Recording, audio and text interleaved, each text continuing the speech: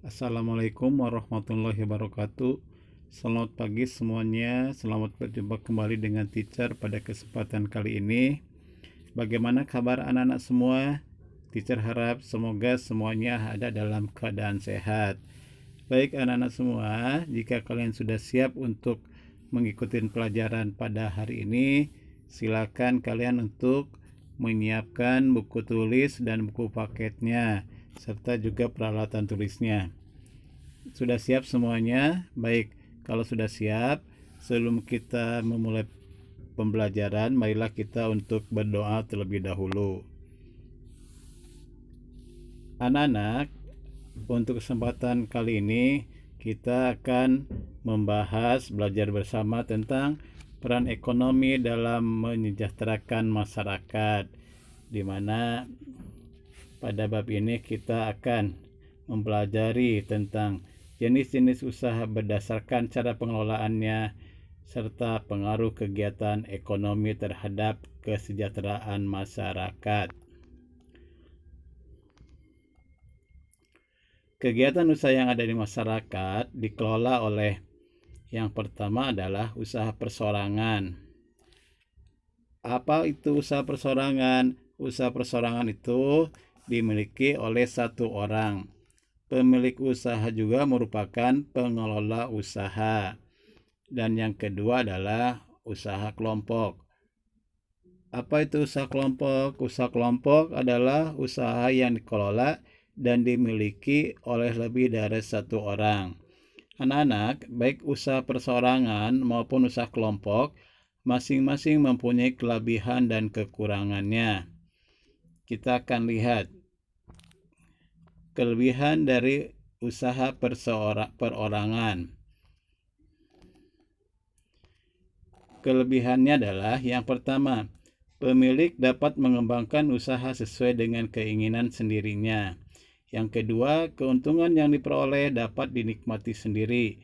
Yang ketiga, pengambilan keputusan dapat dilakukan dengan cepat. Nah, sedangkan kelemahan pada usaha perorangan atau kekurangannya adalah yang pertama, modal dan kemampuan terbatas. Yang kedua, kreativitas usaha terbatas. Yang ketiga, risiko dan kerugian usaha ditanggung sendiri. Dan selanjutnya adalah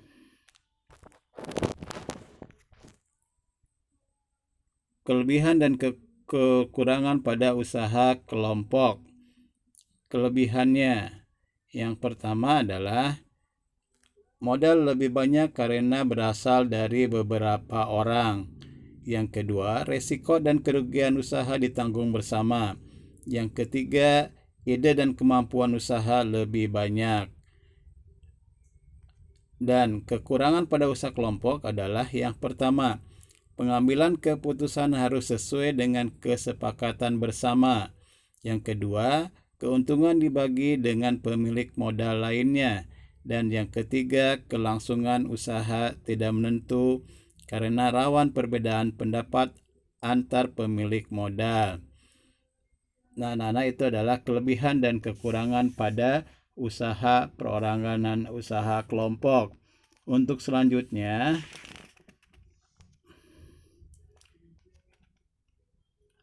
pembagian pada usaha kelompok. Yang pertama adalah Persatuan Komanditer atau SIPI.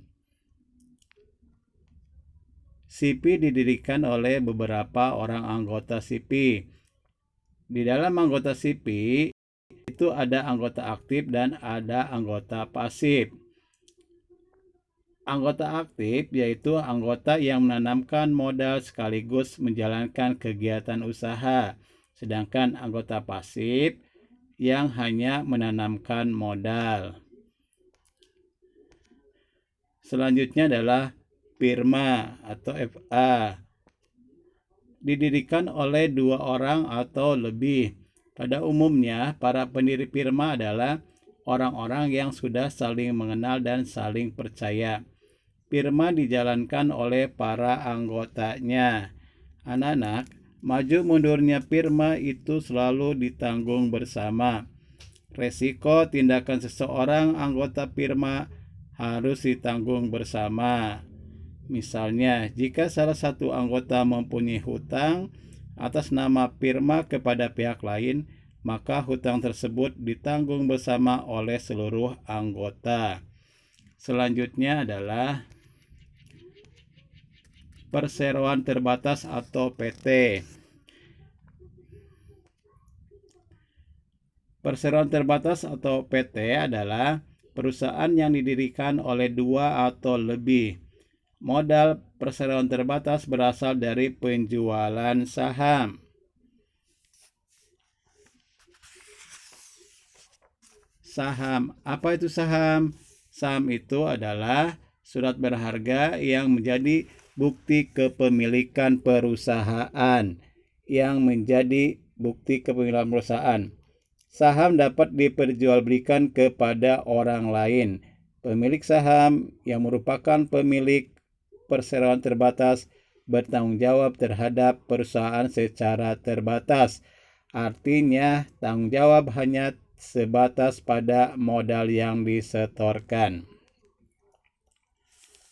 Yang selanjutnya adalah koperasi. Kalian sudah mengenal koperasi, karena koperasi ada juga di lingkungan sekolah. Koperasi adalah bentuk usaha bersama yang beranggotakan perseorangan atau badan hukum atas asas kekeluargaan. Koperasi didirikan oleh sekelompok orang. Modal koperasi berasal dari simpanan pokok dan simpanan wajib para anggotanya. Koperasi bertujuan untuk meningkatkan kesejahteraan anggotanya. Selain itu, koperasi juga bertujuan untuk ikut membangun tatanan perekonomian nasional dalam rangka mewujudkan masyarakat yang maju, adil, dan makmur.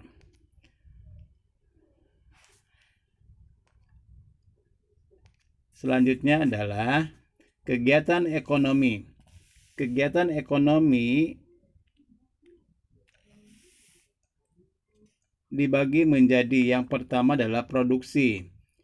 Produksi adalah kegiatan mengolah bahan makanan menjadi bahan setengah jadi atau barang jadi. Apa yang dimaksud dengan bahan mentah?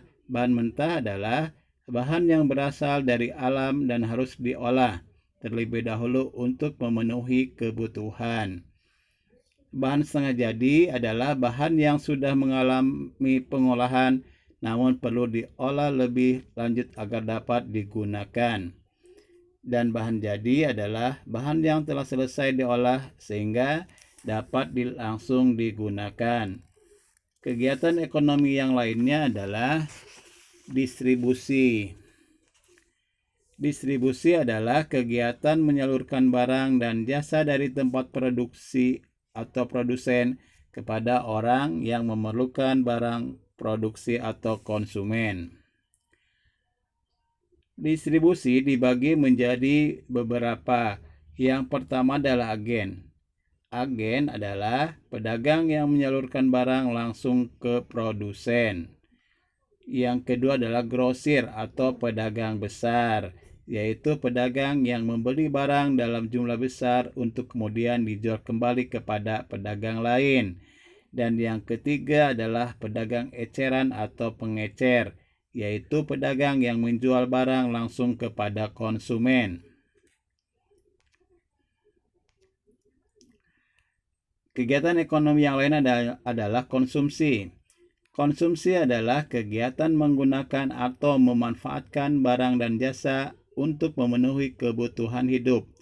Orang yang melakukan kegiatan konsumsi disebut dengan konsumen. Nah, anak-anak barusan sudah mempelajari tentang pengaruh kegiatan ekonomi terhadap kesejahteraan masyarakat, dan jenis-jenis usaha berdasarkan cara pengelolaannya. Teacher harap kalian bisa mengerti dan memahami. Untuk lebih bisa mengerti dan memahami, silakan setelah kalian menyelesaikan menyimak video pembelajaran ini, bukunya agar dibuka kembali. Lalu kalian silakan untuk mengerjakan latihan soal.